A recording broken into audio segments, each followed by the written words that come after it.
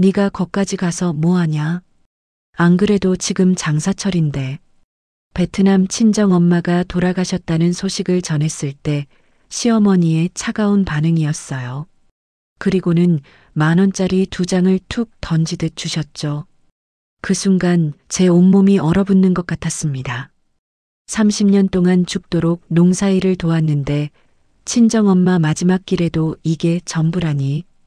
배 밑바닥이 서늘해지면서 나쁜 생각들이 머릿속을 스쳐 지나갔어요. 하지만 며칠 후 베트남 친정집에서 보게 한 장의 서류가 모든 것을 뒤바꿔 놓았습니다.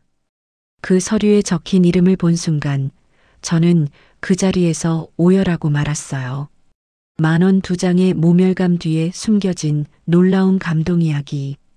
사연 듣기 전 구독 한번 눌러주시면 오늘 하루 선생님께 평안과 행복이 함께하길 기도하겠습니다.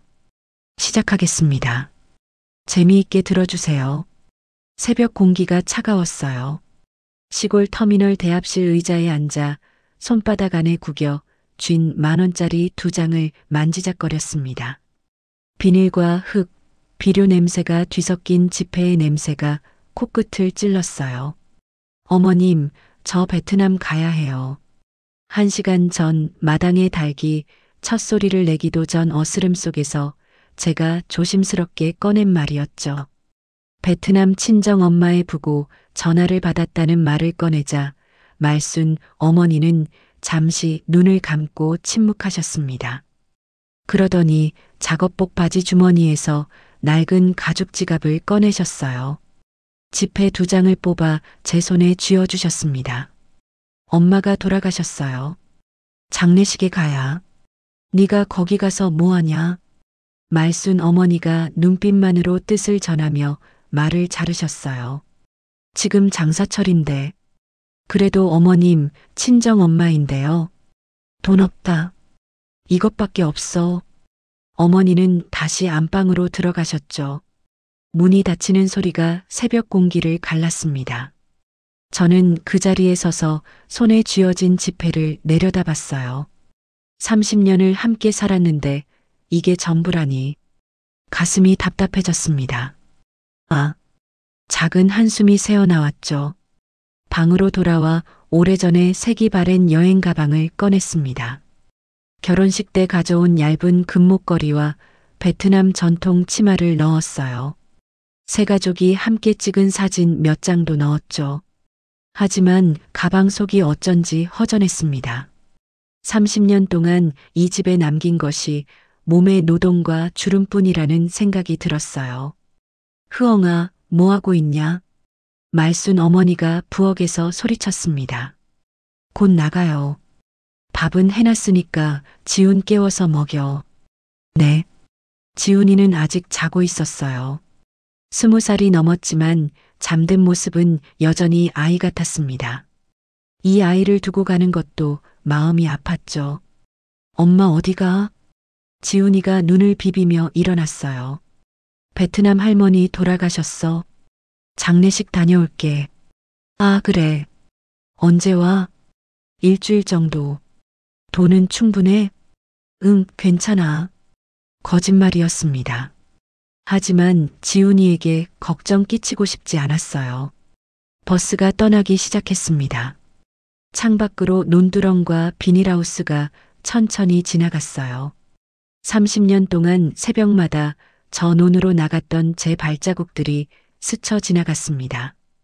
이제는 텅 빈 베트남 친정집에 놓여있을 엄마의 영정을 떠올렸죠.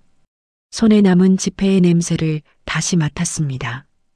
이 돈으로 공항까지의 버스비와 가장 싼 컵라면 하나, 그게 전부였어요. 30년을 함께 산 식구에게서 이게 전부라는 사실에 배 밑바닥이 서늘해졌습니다. 흐엉아, 베트남 간다며? 옆자리에 앉은 동네 할아버지가 말을 걸었어요. 어머니 장례식 다녀와야 해서요. 아, 그래. 힘들겠다. 비행기표 비싸지. 네. 우리 같은 사람들은 죽어서도 돈 드네. 할아버지가 쓴웃음을 지었습니다. 그러게요. 가슴이 더 답답해졌어요. 버스가 고속도로에 올라섰습니다. 시골농과 비닐하우스 사이로 떠오르는 해가 점점 작아졌어요. 그 풍경 속에서 30년 동안 함께 일했던 말순 어머니의 뒷모습을 떠올렸습니다. 방금 손에 쥐어준 10,000원짜리 2장이 그 세월의 값어치를 인정받지 못한 영수증처럼 느껴졌죠. 차라리 위험한 생각이 머릿속을 스쳤습니다. 지금이라도 터미널에서 내려서 집으로 돌아가면 어떨까요? 아무 일도 없었던 것처럼 다시 비닐하우스 문을 열어버리면 어떨까? 이 모든 걸 여기서 끝내버리면 편해지지 않을까? 하지만 그 생각 뒤에 장례식장 한 구석에 조용히 놓여있을 베트남 엄마의 영정이 떠올랐어요. 그 앞에서 울고 있을 남동생 민과 조카들의 얼굴이 따라붙었습니다. 제가 그 자리에서조차 없었다는 사실을 평생 후회하게 될지도 모른다는 두려움이 밀려왔죠. 이를 악물고 버스에서 내려버리고 싶은 충동을 눌러앉혔습니다. 곧 도착합니다. 김포공항이에요. 기사 아저씨가 소리쳤어요. 공항 근처에 들어서자 각국 언어가 뒤섞인 간판과 유리 건물들이 눈에 들어왔습니다. 말끔한 정장을 입은 사람들과 캐리어를 끄는 여행객들이 나타났어요. 언어도 모르던 20살 초반에 이곳에 처음 내렸을 때가 떠올랐습니다. 저를 기다리던 낯선 시골 마을과 말순 어머니의 차가운 표정을 생각했죠. 그때부터 지금까지 이어져 온 이방인으로 버티기의 시간이 한 번에 마음속에서 열어젖혀졌습니다. 주차장에 도착해 버스에서 내렸어요. 손바닥에 남아있는 10,000원짜리 2장의 자리만큼이나 깊게 찍힌 자국을 느꼈습니다. 이 돈이 저를 베트남까지 데려다주는 마지막 연료였어요. 동시에 30년간의 오해와 서운함을 응축한 상징처럼 느껴졌죠. 더 이상 이 지폐에 마음을 묶어두지 않겠다고 조용히 결심했습니다. 공항 출국장으로 향하는 자동문 앞에서 어깨에 여행 가방을 걸치고 한 번 숨을 깊게 들이마셨습니다. 오늘 이 길을 끝까지 가지 않으면 앞으로 어떤 선택을 하더라도 베트남 엄마의 영정 앞에 설 자격을 잃게 될 거라는 생각이 들었죠. 발걸음을 떼었습니다. 그 순간부터는 뒤를 돌아보지 않겠다는 다짐과 함께 출국장 안으로 천천히 들어갔어요. 차가운 공항 바닥이 발밑에서 울렸습니다. 손바닥 안에 10,000원짜리 2장이 마지막으로 바스락거리는 소리를 냈어요. 출국 심사를 마치고 비행기 좌석에 앉았습니다. 안전벨트 사인이 켜지는 동안 좁은 창문 밖 활주로 위를 움직이는 작은 차량들을 바라봤어요. 점점 멀어지는 공항 건물을 따라가다가 자연스럽게 30년 전 호치민 공항에서 처음 한국행 비행기를 기다리던 젊은 날에 제가 떠올랐습니다. 그때 저는 중고 트렁크 하나와 얇은 담요만을 들고 있었어요. 중매인이 적어준 박크엉이라는 한글 이름이 적힌 종이 쪽지 한 장이 전부였죠. 신랑의 얼굴과 시골집의 모습은 사진 몇 장으로만 알고 있었습니다. 흐엉아, 잘 살아라. 엄마가 눈물을 닦으며 말씀하셨어요. 네, 엄마. 걱정 마세요. 시집간 집 흉보지 마라. 알겠지? 네. 돈 보내달라고 하지도 마라. 알아요. 가족과 친구들의 배웅 속에 눈물 반 기대 반으로 비행기에 몸을 실었었죠. 그때는 몰랐습니다. 그 눈물이 마지막이 될 줄은. 한국에 도착해 시골 마당에 처음 내려섰을 때가 생생했어요. 코끝을 찌르는 소독약 냄새 대신 흙과 거름, 비닐하우스에서 올라오는 축축한 공기가 밀려왔습니다. 사방으로 펼쳐진 농과 낡은 기와집, 거친 표정의 시어머니 말순의 모습은 제가 상상했던 도시의 풍경과는 전혀 달랐어요. 왔구나. 진수가 어색하게 웃으며 제 트렁크를 들었습니다. 네. 피곤하지? 얼른 들어가서 쉬어. 고맙습니다. 마당에 서 있던 말순 어머니는 저를 한번 훑어보더니 고개만 끄덕이셨어요. 들어와라. 첫마디였습니다. 따뜻한 인사는 없었죠. 결혼 후 첫 해가 지옥 같았어요. 제 하루는 새벽 5시 전 달기 울기도 전에 시작됐습니다. 물 길어오기, 장작 패기, 아침상 치우기, 논뚝 따라 묽고 확인하기, 비닐하우스 내부 온도 조절하기까지 끝없이 이어졌어요. 야, 그거 아니야. 말순 어머니가 소리쳤습니다. 어떻게 해요? 봐라. 이렇게 하는 거야. 손짓과 표정, 고함 섞인 한국어를 통해 이 집의 규칙과 농사의 리듬을 몸으로 익혀야 했어요. 잘못하면 혼나고 잘하면 그날은 조금 덜 혼나는 방식으로 매일을 버텼습니다. 진수야, 네 어머니. 저 애한테 한국말 좀 가르쳐라. 흐엉이 열심히 배우고 있어요. 답답해 죽겠다. 머릿속에는 언제나 조금만 더 참으면 베트남 친정에도 도움이 될 거야라는 희미한 희망이 자리 잡고 있었어요. 아들 지훈이 태어나자 제 하루는 논일과 육아가 뒤섞인 전쟁터로 바뀌었습니다. 젖먹이를 방에 눕혀놓고 비닐하우스에 달려가 물을 조절했어요. 트랙터 소리가 들리면 아이를 업은 채 마당으로 나와 농기계 바퀴에 묻은 흙을 털어내야 했죠. 으앙. 지훈이가 울음을 터뜨렸습니다. 잠깐만, 지훈아. 빨리 와라. 애가 운다. 말순 어머니가 소리쳤어요. 네. 그 과정에서 제 허리와 손목에는 조용히 상처와 굳은 살이 쌓여갔습니다. 어느 해 장마철이었어요.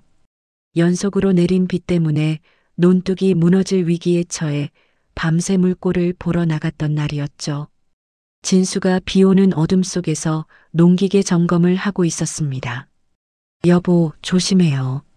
걱정 마. 금방 올게. 그게 마지막 대화였어요. 진수가 미끄러져 기계 아래에 깔렸습니다.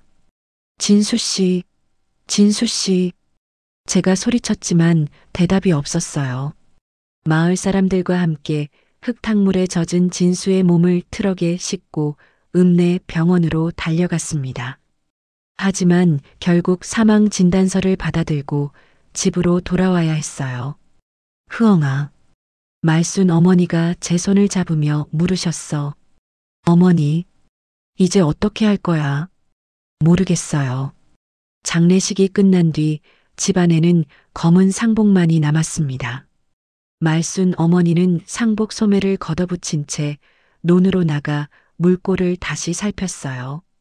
집으로 돌아와 부의금을 펼쳐 장례비와 남은 빚을 계산하셨습니다. 저는 그 옆에서 지훈이를 안고 이 집을 떠날지 남을지라는 질문과 며칠 동안 맞서 싸워야 했어요. 흐엉아, 베트남 돌아갈 거야? 말순 어머니가 조심스럽게 물으셨습니다. 어머니는 어떻게 생각하세요? 내 맘대로 해라. 하지만 어머니의 눈빛에서 무언가를 읽었어요. 까지 말하는 간절함이 있었습니다. 저 여기 있을게요. 그래. 지훈이도 여기서 자랐는데 갑자기 떠날 수는 없어요. 힘들 텐데. 괜찮아요. 어머니랑 같이 하면 되죠. 결국 저는 친정으로 돌아가지 않고 이 집에 남기로 결심했습니다. 진수가 남긴 농기계와 비닐하우스, 그리고 시골집 마당을 지키는 일이 저와 지훈, 그리고 베트남 친정을 간접적으로 지키는 길이라고 타협했어요. 다시 작업복을 꺼내 입고 말순 어머니와 함께 논으로 나가기로 했습니다. 어느덧 비행기가 구름 위로 떠올랐어요. 좌석 앞 주머니에 꽂힌 기내 잡지 속 국제송금 광고를 멍하니 바라봤습니다.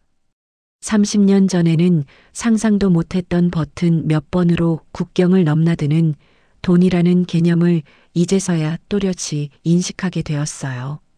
그동안 단 한 번도 친정에 제대로 송금을 하지 못한 채 살아온 세월이 오늘의 비행을 더 무겁게 만들고 있었습니다. 승무원 아가씨. 옆자리 할머니가 손을 들었어요. 네, 어떻게 도와드릴까요? 물 좀 주세요. 네, 잠시만요. 저도 목이 말랐습니다. 하지만 뭔가 요청하기가 부담스러웠어요. 여전히 그런 습관이 남아 있었습니다. 창밖으로 흰 구름들이 펼쳐져 있었어요. 베트남 하늘과 한국 하늘 사이 어딘가를 날고 있었습니다. 곧 엄마를 만날 거라는 생각에 가슴이 먹먹해졌어요. 몇 시간의 비행 끝에 베트남 공항에 도착했어요. 얼굴을 스치는 뜨겁고 습한 공기는 한국 시골의 서늘한 새벽 공기와 전혀 달랐습니다. 공항 한복판에서 잠시 숨을 고르며 30년 만에 다시 밟는 땅이 더 이상 고향이 아닐지도 모른다는 불길한 예감을 떨쳐낼 수 없었어요. 누나, 멀리서 민의 목소리가 들렸습니다. 낡은 오토바이 2대 옆에서 손을 흔들고 있었어요. 조카들도 함께 있었죠. 민아, 누나 많이 힘들었지? 민이 제 여행 가방을 받아들며 말했습니다. 괜찮아. 엄마는 집에서 기다리고 있어. 어서 가자. 좁은 도로와 시장 골목을 지나 친정집으로 향하는 동안 길가에 늘어선 작은 가게들과 허름한 집들이 눈에 들어왔어요.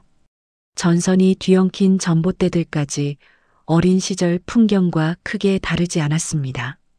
그 사실이 저를 안도와 죄책감 사이에서 흔들리게 만들었어요. 누나, 엄마가 그동안 많이 아프셨어. 민이 오토바이를 세우며 말했습니다. 그래. 병원비는? 그건 나중에 얘기해. 집 앞에 도착했을 때 마당에는 검은 옷을 입은 친척들이 모여 있었어요.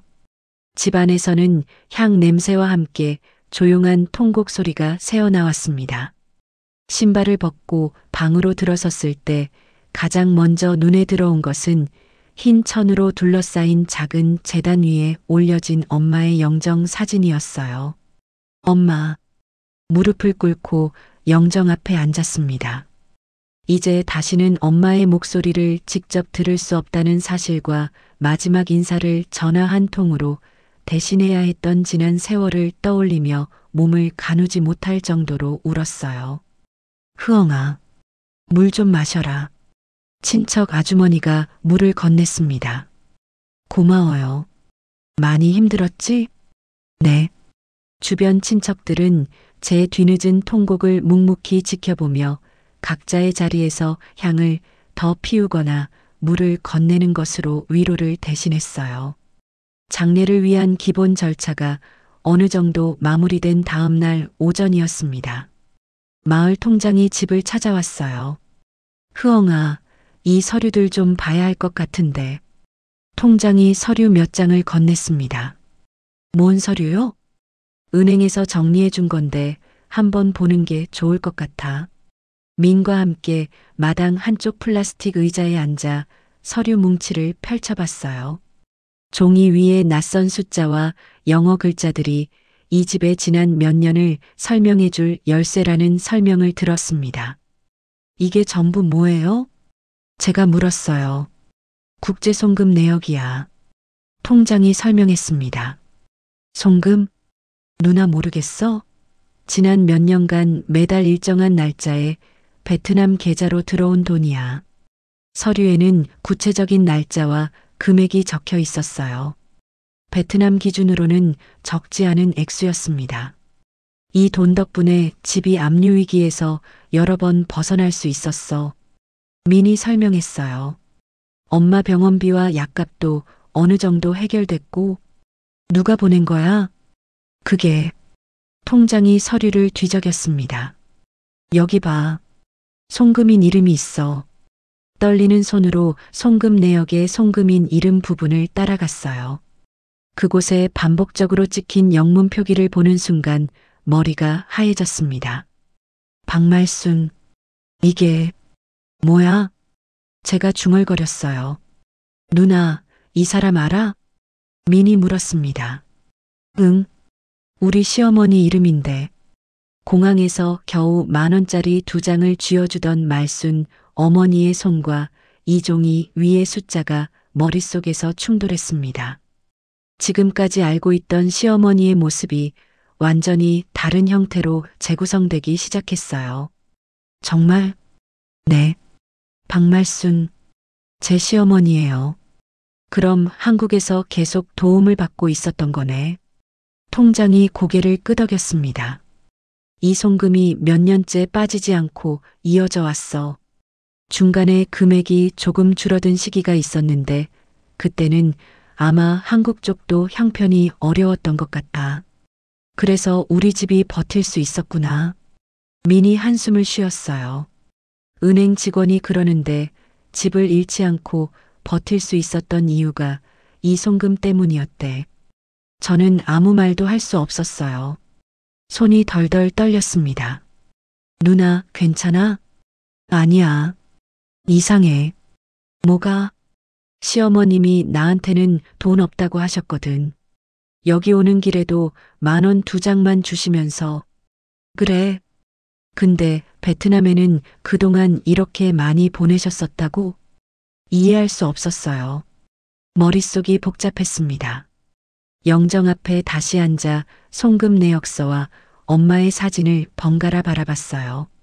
엄마가 어떻게 이 돈을 받아들였을지, 시어머니가 어떤 마음으로 이 숫자들을 만들어낸 건지 상상해 보려 했지만 쉽지 않았습니다.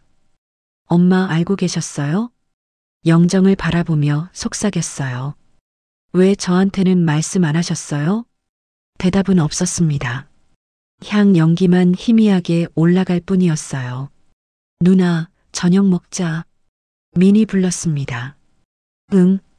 식탁에 앉았지만 밥이 넘어가지 않았어요. 계속 송금 내역서 생각만 났습니다. 누나 생각에는 왜 그랬을까? 뭐? 시어머니가 누나한테는 돈 없다고 하면서 베트남에는 왜 보낸 거지? 모르겠어. 정말 몰랐어요. 그날 밤 장례를 마치고 조용해진 집의 작은 방 구석에 혼자 앉아 있었습니다. 송금 내역서와 엄마의 영정, 그리고 한국 시골집의 마당에 놓인 트랙터와 비닐하우스를 동시에 떠올렸어요. 두 집을 잇고 있던 보이지 않는 다리가 실은 시어머니의 손에서 시작되었다는 사실을 인정해야만 하는 순간이 점점 가까워지고 있음을 온몸으로 느꼈습니다. 하지만 아직도 이해할 수 없었어요. 왜 저한테는 냉정하게 구시면서 베트남 친정에는 이렇게 많은 돈을 보내신 걸까요? 제가 뭘 잘못한 걸까요? 밤이 깊어갈수록 머릿속이 더 복잡해졌습니다. 장례 마지막 날, 향이 다 타들어가는 저녁 무렵이었어요. 엄마의 오랜 친구인 람 이모가 저를 불렀습니다. 흐엉아, 너 정말 몰랐구나. 뭐려? 너희 시어머니가 얼마나 고마운 분인지. 람 이모가 제 손을 잡으며 말했어요.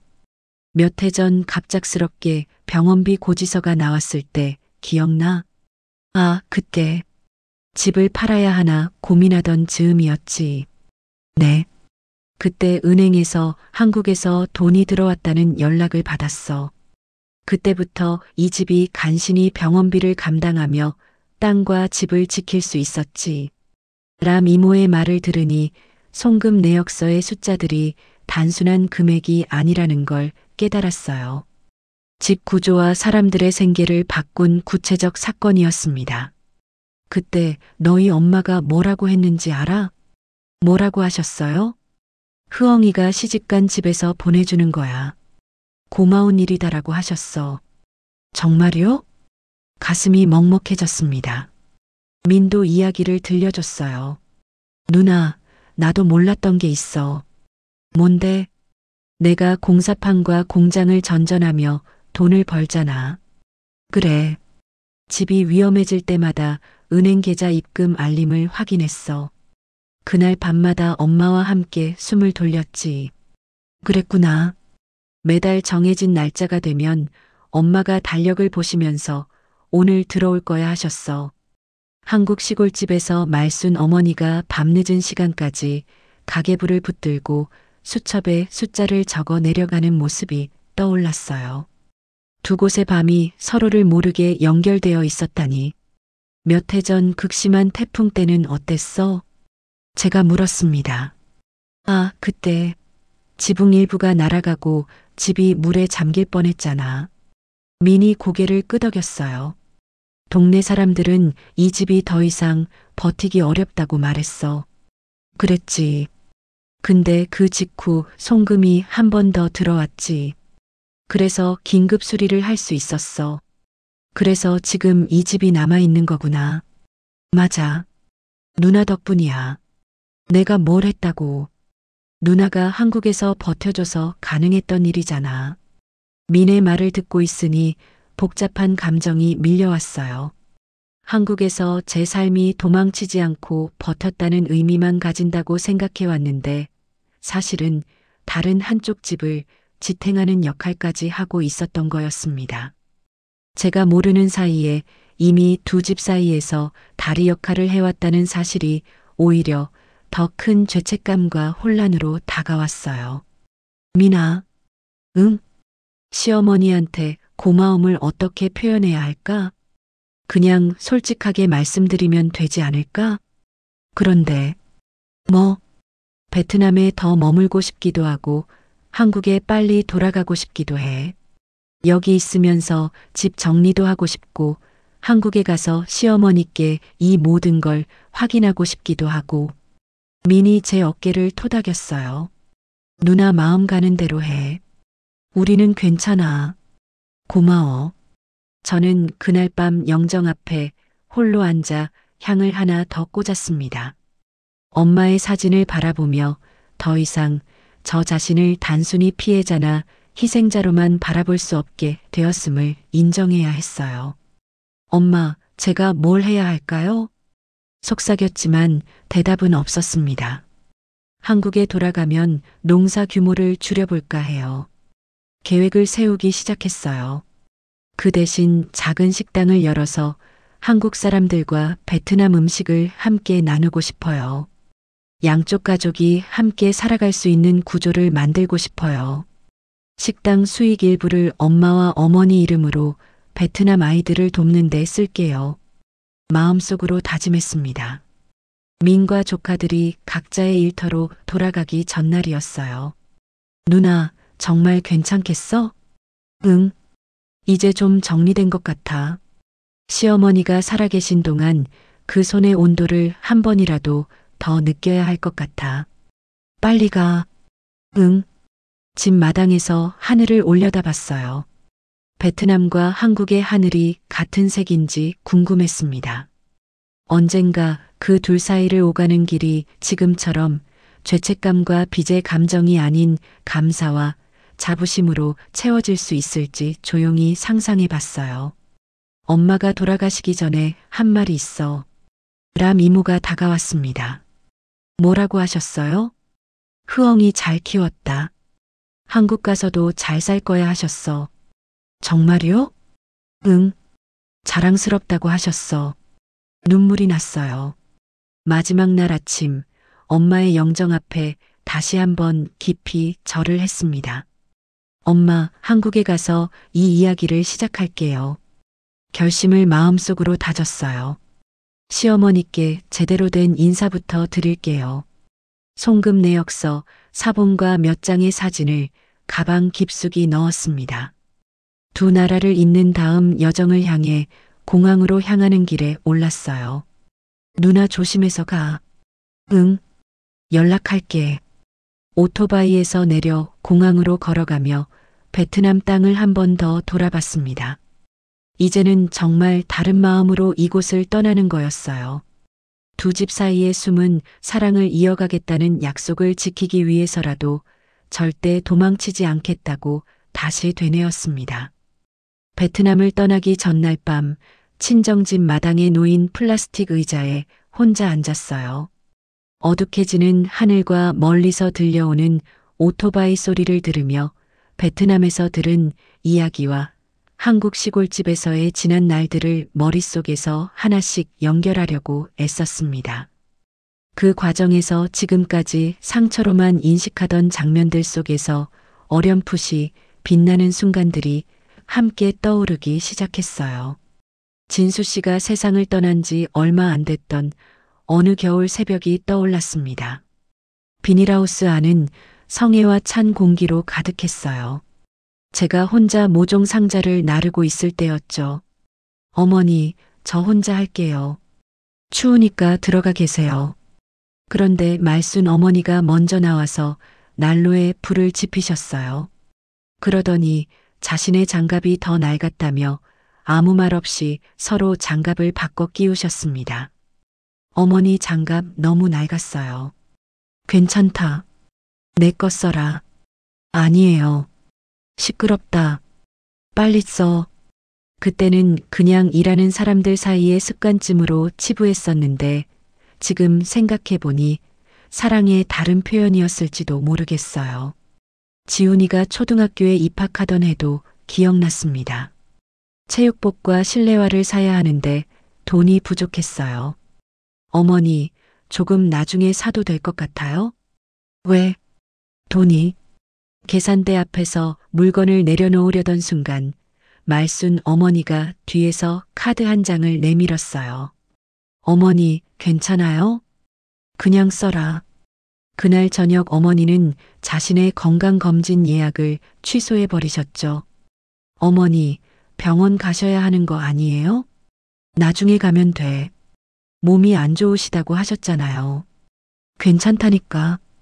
그때 이미 시어머니의 선택은 자기 몸보다 손자와 베트남 친정을 우선순위에 올려두고 있었던 거였어요. 지금에서야 이해하게 되었습니다. 어느 해 가뭄으로 수확이 크게 줄었던 때도 생각났어요. 대출 이자 날짜가 다가왔을 때였습니다. 어머니, 어떻게 해요? 걱정 마라. 말순 어머니가 집안 구석구석을 뒤져 오래된 금반지 하나를 꺼내셨어요. 모아둔 고철과 폐지도 한데 모으셨죠. 어머니, 그 반지는 필요 없다. 아버지가 사주신 거 아니에요? 다 옛날 일이야. 읍내 고물상과 전당포를 도셨습니다. 그날 저녁 평소보다 반찬이 단출해진 식탁 앞에서 제가 느꼈던 막막함이 사실은 베트남으로 흘러간 송금과 연결되어 있었다는 걸 송금 내역서 날짜를 떠올리며 맞춰볼 수 있었어요. 지훈이가 중학교에 진학할지 고민하던 시기도 있었습니다. 어머니, 지훈이 공부시키는 게 맞을까요? 왜? 돈이 생각보다 많이 드네요. 그런 소리 하지 마라. 말순 어머니가 농번기 알바를 더 찾아다니며 허리를 더 굽히셨어요. 저는 굳이 공부를 시켜야 하나라는 생각을 잠시 했었지만 나중에 알고 보니 그 해부터 송금 금액이 살짝 줄어든 대신 지훈이의 학원비와 교통비 지출이 늘어났더라고요. 휴대전화가 울렸습니다. 지훈이었어요. 엄마, 잘 도착했어? 응. 괜찮아. 장례식은 잘 끝났어? 응. 지훈아. 응. 할머니가 베트남에 송금을 하셨다는 거 알고 있었어? 화면 속 지훈이가 잠시 머뭇거렸어요. 엄마, 솔직히 말해봐. 사실은 알고 있었어. 언제부터? 몇 년 전에 할머니 통장 정리를 도와드렸잖아. 그때 우연히 해외 송금 내역을 봤어. 그래서 그때부터 베트남 집이 이 돈으로 버티고 있다는 걸 어렴풋이 알았어. 왜 말 안 했어? 엄마가 상처받을까봐. 지훈이의 말을 들으니 화면 속 아이의 얼굴과 베트남 집 마당, 그리고 한국 시골집의 마당이 동시에 떠올랐어요. 이미 오래전부터 지훈이가 두 집 사이에서 저와 말순 어머니의 마음을 어느 정도 알고 있었을지도 모르겠더라고요. 엄마, 미안해. 아니야. 지훈이가 잘못한 게 아니야. 할머니가 엄마 미워해서 그런 게 아니야. 할머니 나름대로 사랑하는 방식이 있어서 그런 거야. 알아. 엄마도 할머니한테 고마움 표현해줘. 그럴게. 영상통화를 끝내고 나서 플라스틱 의자에 다시 앉았어요. 오늘 하루 동안 드러난 진실들을 정리해 봤습니다.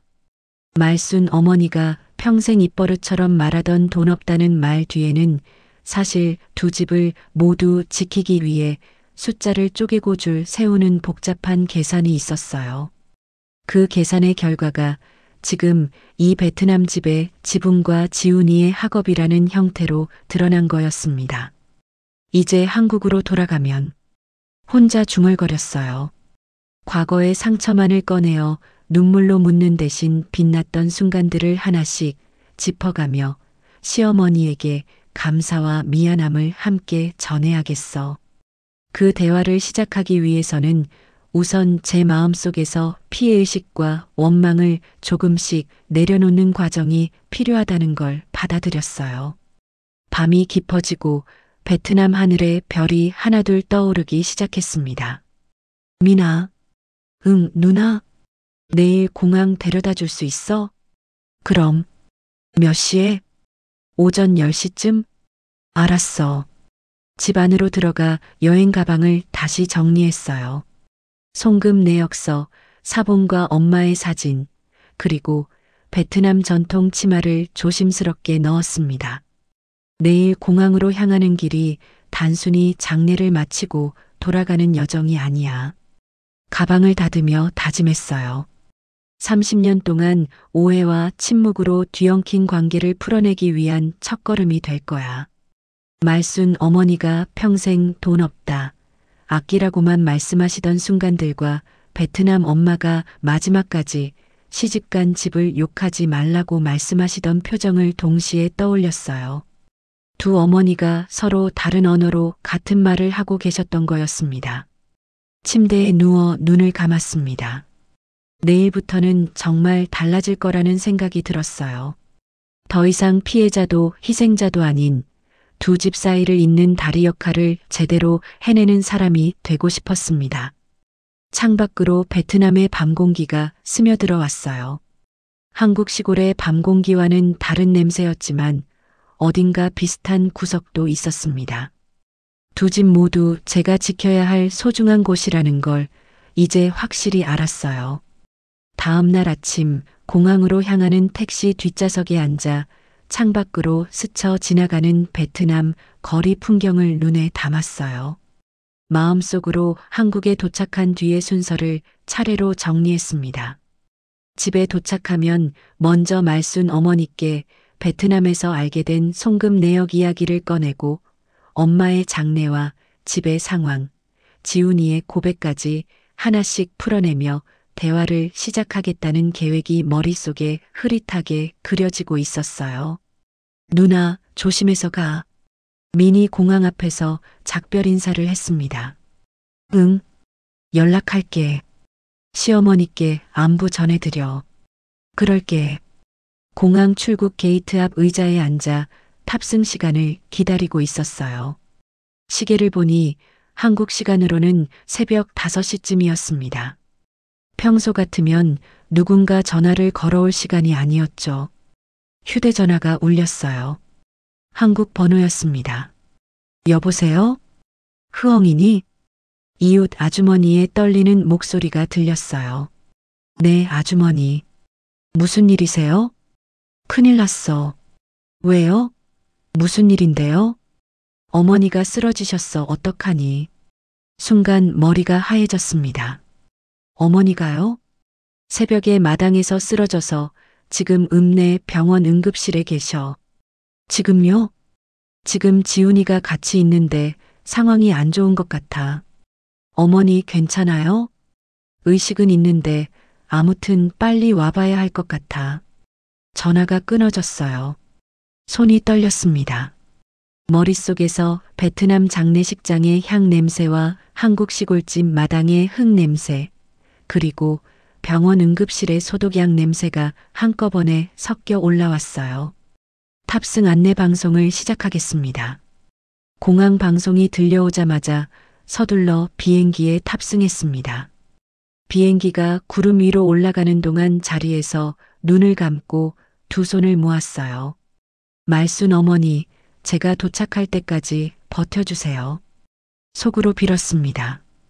제가 베트남에서 엄마 영정 앞에서 했던 다짐을 지키기 위해서라도 이번에는 절대 도망치지 않겠습니다. 마음속으로 다시 되뇌었어요. 몇 시간 후 한국 공항에 도착했습니다. 입국 심사를 가능한 한 빨리 마치고 수화물 수취대를 포기한 채 기내용 가방만 들고 공항 밖으로 뛰어나왔어요. 택시, 손을 들어 택시를 잡았습니다. 어디로 가세요? 읍내 종합병원이요. 급한가 보네요? 네, 좀 급해요. 택시가 출발하기도 전에 안전벨트를 매기도 전에 이미 마음은 병원 복도에 가 있었어요. 빨리 좀 가주세요. 알겠습니다. 고속도로를 달리는 택시 창밖에는 익숙한 농과 비닐하우스 지붕들이 보였어요. 이제는 그 풍경이 단순한 일터가 아니었습니다. 말순 어머니가 지난 세월 동안 몸으로 벌어 베트남으로 보냈던 돈의 출발점이자 그 손의 노동이 얼마나 조용하게 두 집을 지켜왔는지를 상기시키는 상징이었어요. 그 사실을 떠올릴수록 더 빨리 병원에 도착하고 싶다는 조급함에 손을 꽉 쥐었습니다.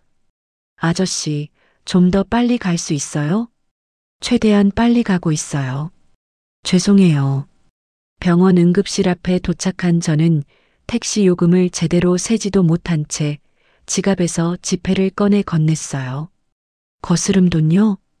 괜찮아요. 자동문이 완전히 열리기도 전에 몸을 반쯤 밀어넣듯이 안으로 들어갔습니다. 복도 의자에 앉아있는 지훈이의 굽은 어깨를 발견하고 그쪽으로 다급히 걸음을 옮겼어요. 지훈아, 엄마, 어떻게 이렇게 빨리? 지훈이가 갑자기 등장한 저를 보며 놀란 눈으로 일어났어요. 어머니는 어떻게 됐어? 할머니가 새벽에 쓰러져서 응급 처치를 받았어. 지금은 중환자실로 옮겨졌어. 의사는 뭐라고 해? 당장 생명은 붙잡아놨지만 앞으로 며칠이 고비라고 했어. 지훈이의 말을 듣는 순간 몸에 힘이 빠진 채 중환자실 앞 낀 의자에 털썩 주저앉았어요. 엄마, 괜찮아? 응, 괜찮아. 물 가져다 줄까? 고마워. 중환자실 문 위에 켜진 작은 불빛과 유리창 너머로 보이는 기계 장치들, 그리고 파란 가운을 입은 의료진들의 움직임을 가만히 바라봤습니다. 베트남에서 엄마의 영정 앞에 섰을 때와 비슷한 공기를 느꼈어요. 지훈아, 응? 이번만큼은 사랑을 말로 표현할 시간이 한 번쯤은 꼭 허락되기를 바라자. 엄마, 아니야. 혼잣말이야. 중환자실 문이 열리기만을 긴장된 숨으로 기다렸습니다. 가족분이세요? 간호사가 나왔어요. 네. 잠시 면회 가능하세요. 정말요? 네. 5분 정도만요. 고맙습니다. 중환자실 안으로 들어갔어요. 침대에 누워있는 말순 어머니의 얼굴이 어제보다 더 창백해 보였습니다. 하지만 숨을 쉬고 계시는 모습을 보니 조금 안도가 되었어요. 어머니, 조심스럽게 불렀습니다. 말순 어머니가 천천히 눈을 떴어요. 왔구나. 네. 어떻게 이런 일이. 괜찮다. 괜찮지 않아요. 걱정 말고 집에 가서 쉬어라. 어머니부터 빨리 나으세요. 알겠다. 베트남에서 알게 된 송금 내역 이야기를 지금 꺼내야 하나 고민했어요. 하지만 어머니가 너무 약해 보여서 차마 말을 꺼낼 수가 없었습니다. 시간 됐습니다. 간호사가 들어왔어요. 네. 중환자실을 나와 복도 의자에 다시 앉았습니다. 지훈이가 제 어깨를 토닥였어요. 엄마, 할머니 괜찮아질 거야. 그러겠지. 베트남은 잘 다녀왔어? 응. 나중에 얘기해 줄게. 그날 밤을 병원에서 지새웠습니다. 내일 어머니가 조금 더 회복되시면 베트남에서 알게 된 모든 이야기를 들려드려야겠다고 마음먹었어요. 다음 날 새벽 병원 복도는 대부분의 보호자들이 잠시 집으로 돌아간 뒤라 한층 조용해졌어요. 중환자실 앞 의자에는 저와 지훈이만 나란히 앉아 간헐적으로 들려오는 기계음과 간호사의 발걸음 소리에 귀를 기울이며 긴 밤을 견디고 있었습니다. 엄마, 좀 자. 지훈이가 제 어깨를 토닥였어요. 괜찮아. 너부터 자. 할머니 괜찮아질 거야. 그럼 좋겠다. 잠시 후 담당 의사가 중환자실 문을 열고 나왔습니다. 가족분이세요? 네.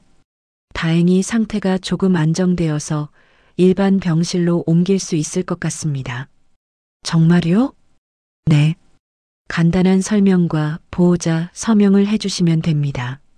고맙습니다. 서명을 마친 뒤 저와 지훈이는 이동 침대 위에 누워있는 말순 어머니를 따라 복도를 걸어갔어요. 어머니의 얼굴이 어제보다 조금 더 창백해진 것을 가까이에서 확인했습니다. 병실에 자리를 잡고 의료진이 나간 후 침대 옆 의자에 앉아 시어머니의 마른 손을 조심스럽게 잡았어요.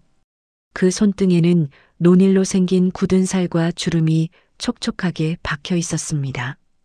이 손이 베트남 송금 내역서에 적힌 숫자들을 만들어냈다는 사실을 떠올리는 순간, 지난 세월 동안 이 손을 야박한 손으로만 기억해온 제 자신이 부끄러워졌어요.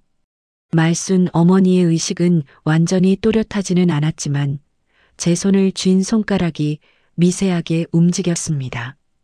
그 작은 반응 속에서 아직 제가 전하고 싶은 말들을 들을 수 있는 여지가 남아있다는 희망을 찾았어요. 엄마, 할머니가 엄마랑 둘이 있고 싶어 하는 것 같아. 지훈이가 상황을 눈치채고 말했습니다. 그래. 의료진한테 추가 설명 들으러 갈게. 고마워. 지훈이가 병실 밖으로 나가자 말순 어머니와 저둘만 남았어요. 새벽 햇빛이 커튼 사이로 희미하게 스며들어 침대 머리맡을 부드럽게 비추고 있었습니다. 엄마의 장례식장에서 본 영정과 베트남 집 마당, 송금 내역서에 찍힌 박말순이라는 영문 이름, 가리고 지훈이가 고백해준 과거의 이야기들을 한꺼번에 떠올렸어요. 제가 지금 이 자리에서 해야 할 이야기가 단순한 감사 인사나 사과가 아니라 두 집의 세월을 연결하는 증언이라는 사실을 깨달았습니다. 어머니, 조심스럽게 불렀어요. 엄마 장례식 잘 치렀어요. 고생했다. 말을 소리내어 하지 못하더라도 손을 더 꽉 잡고 시선을 맞추는 것으로 제 감정을 전하려 했어요. 베트남에서 엄마가 마지막까지 시집간 집을 욕하지 말라고 말하던 표정과 말순 어머니가 평생 입버릇처럼 돈 없다, 아끼라고만 말하던 순간들을 동시에 떠올렸습니다. 두 어머니가 서로 다른 언어로 같은 말을 하고 있었다는 깨달음에 조용히 눈시울을 적셨어요. 어머니, 저 베트남에서 알게 된 게 있어요. 뭘? 송금 내역을 봤어요. 말순 어머니가 눈을 살짝 떴습니다.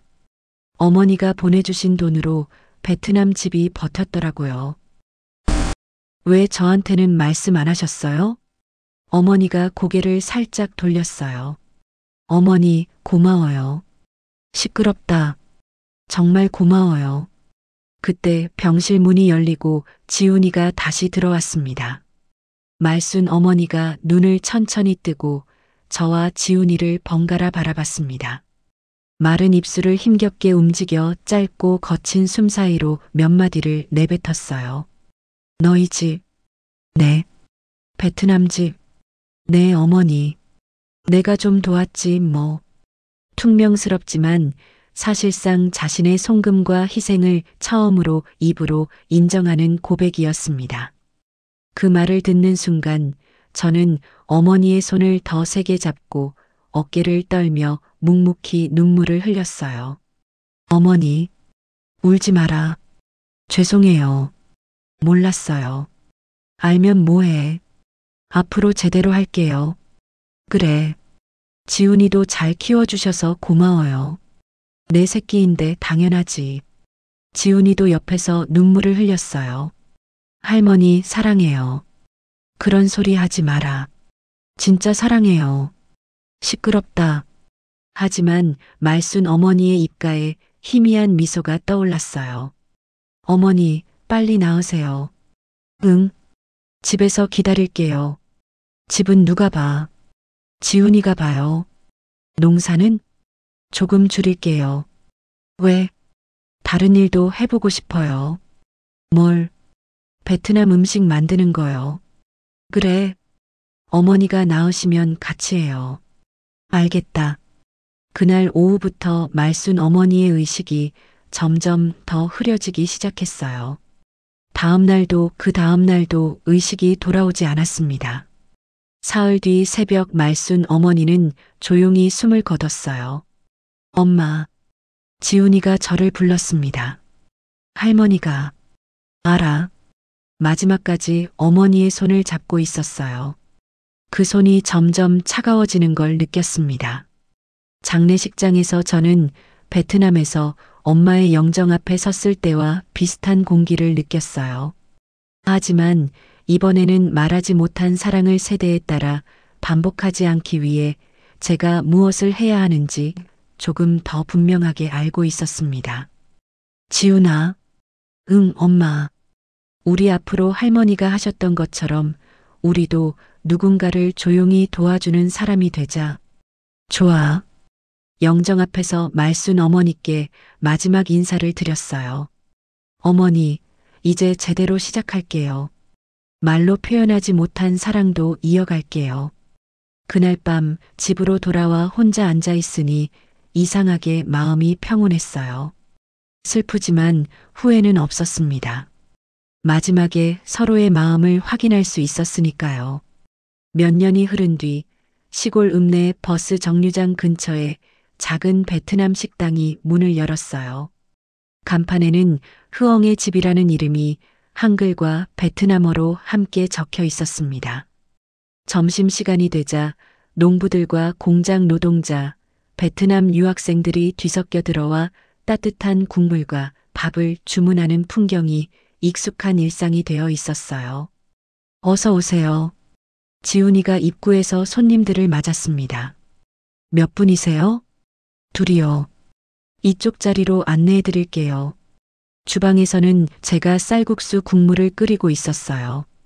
뜨거운 국물에서 올라오는 향이 식당 안을 가득 채웠습니다. 엄마, 쌀국수 2그릇 주문 들어왔어요. 알겠어. 고추 빼달라고 하세요. 응. 벽 한쪽에는 베트남 시골 마을 풍경 사진과 함께 말순 어머니가 일하던 비닐하우스 사진, 그리고 엄마의 영정 사진이 나란히 걸려 있었어요. 두 나라의 시간이 하나의 벽 위에서 조용히 교차하는 장면을 만들어냈습니다. 사장님, 이 사진들은 뭔가요? 단골 손님 중 한 분이 물었어요. 제 어머니들이에요. 어머니들이요? 베트남 친정엄마와 한국 시어머니요. 아, 그렇구나. 말순 어머니의 장례가 끝난 뒤 저는 농사 규모를 줄이고 트랙터 일부를 정리해 식당 자본을 마련했습니다. 지훈이는 도시에서 배운 것들을 살려 메뉴판과 가게 운영을 도왔어요. 이 식당은 단순히 음식을 파는 장소를 넘어 한국 시골과 베트남 마을, 두 집안의 이야기를 나누는 작은 거점이 되었습니다. 엄마, 이번 달 송금은 언제 할 거야? 지훈이가 계산서를 정리하며 물었어요. 내일 할게. 얼마나? 평소보다 좀 더. 매달 식당 수익 일부를 정리해 베트남으로 송금하는 일을 제가 스스로 맡았어요. 송금 내역서에는 이제 제 이름과 함께 박말순 장학금이라는 메모가 찍혀 있었습니다. 그 돈은 친정집 유지비와 조카들의 학비, 그리고 몇 명의 베트남 어린이들이 학교를 계속 다닐 수 있도록 돕는 장학금으로 쓰였어요. 식당 한쪽 벽에는 작은 액자가 걸려 있었어요. 그 안에는 말로 하지 못한 사랑도 분명히 존재한다는 문장이 제 정성스러운 글씨로 적혀 있었습니다.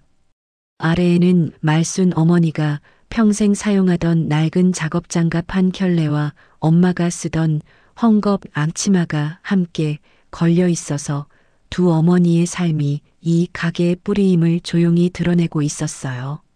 사장님, 저 장갑과 앞치마는 왜 걸어 놓으셨어요? 새로운 손님이 궁금해했습니다. 제 두 어머니가 평생 쓰시던 거예요. 어떤 의미가 있나요? 사랑하는 방법이 다 다르다는 뜻이에요. 그래요? 마을 사람들은 처음에는 다문화 가정이 여는 베트남 식당을 신기한 눈으로 바라봤어요. 하지만 곧 가격이 부담스럽지 않은 따뜻한 국물과 푸짐한 밥, 그리고 가게 벽에 걸린 사진과 액자를 보며 이 집의 사연에 조금씩 귀를 기울이기 시작했습니다. 흐엉 씨, 어떻게 베트남 음식을 하게 됐어요? 김 씨 할아버지가 물었어요. 30년 전에 베트남에서 시집 왔거든요. 아, 그래서 처음에는 한국어도 모르고 농사도 서툴렀어요. 힘들었겠네. 네. 하지만 시어머니가 많이 도와주셨어요. 그래. 손님들이 물을 때마다 30년 전 언어도 모른 채 한국 시골에 시집와 비닐하우스에서 일하던 이야기를 천천히 들려줬어요. 남편 사고 이후 도망치지 않고 버틴 세월, 베트남 친정엄마의 부고 소식과 10,000원짜리 2장의 이야기도 했습니다. 그리고 지나고 나서야 알게 된 시어머니의 송금과 숨은 희생에 대해서도 말했어요. 정말 대단한 시어머니셨네요. 네. 저도 나중에 알았어요. 그래서 이 식당을 여신 거예요? 시어머니가 하신 것처럼 저도 누군가를 조용히 도와주고 싶어서요. 그 이야기를 듣는 사람들 가운데는 고개를 끄덕이며 자신의 가족을 떠올리는 이들도 많았어요. 우리 시어머니도 그런 분이셨는데, 박씨 아주머니가 말했어요. 말로는 안 해주셨지만 뒤에서 많이 도와주셨어요. 그런 분들이 계세요. 맞아요. 나중에 알게 되더라고요. 어느 날 영업을 마친 저녁 셔터를 내리고 홀에 불을 하나씩 껐어요. 혼자 남아 벽에 걸린 두 어머니의 사진 앞에 섰습니다. 엄마, 어머니. 사진을 바라보며 속삭였어요. 잘하고 있는 거 맞죠? 아직 제대로 입 밖으로 꺼내지 못한 말들을 마음속에서 정리해 봤습니다. 그 말들 속에는 고맙다는 인사와 미안함, 그리고 이제는 제가 그들의 방식을 이어가겠다는 다짐이 자연스럽게 섞여 있었어요. 지훈아, 집에 가자. 네, 엄마.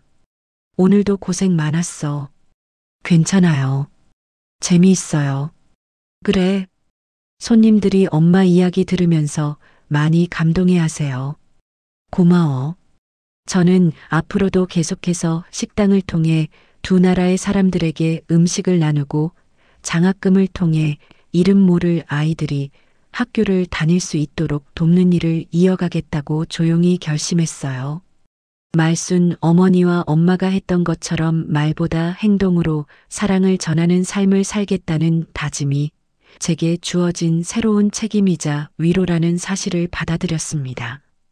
집으로 돌아가는 길, 어두운 시골길 위로 별들이 또렷이 빛나고 있었어요.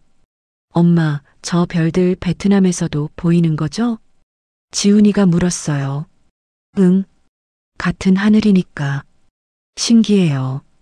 한국 하늘의 별과 베트남 하늘의 별이 같은 하늘 아래에서 빛난다는 평범한 사실을 처음으로 선명하게 느꼈어요.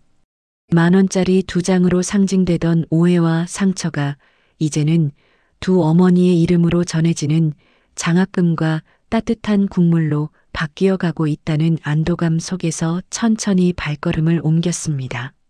엄마, 응? 고마워요. 뭐가? 포기하지 않고 여기까지 와줘서요. 지훈이가 있어서 가능했어. 앞으로도 잘해봐요. 그래. 집 앞에 도착해 대문을 열며 뒤돌아 한 번 더 하늘을 올려다봤어요. 별빛이 유난히 밝게 느껴졌습니다. 내일도 좋은 하루가 될 것 같아. 지훈이가 말했어요. 응, 그럴 거야. 조용히 하루를 마무리하며 집 안으로 들어갔습니다. 두 어머니의 사랑이 이제는 새로운 형태로 계속 이어지고 있다는 확신과 함께요. 흐엉의 이야기는 우리에게 많은 것을 생각하게 합니다. 말로 표현하지 못한 사랑이 얼마나 큰지, 그리고 우리가 얼마나 쉽게 오해 속에서 살아가는지를 보여주죠.